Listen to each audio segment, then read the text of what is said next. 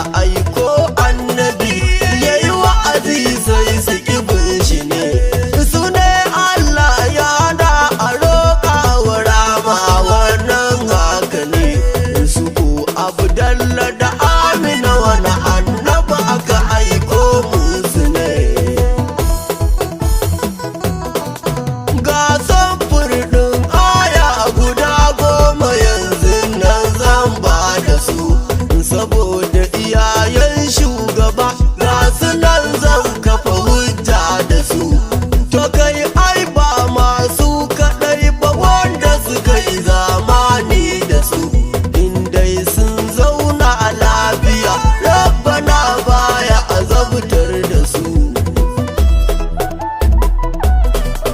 Da akwai karnin da aka yi na fatara da ba manzo ba mursali misalin shekaru 500 kan aiko yayan Ali. Allah sai ya aiko maka manzo idan ka ibi ka yi fatali sananne zai yi ma azaba ilahi ya cika adali. Ba wai ni ne ke tsara wannan ba ga ayo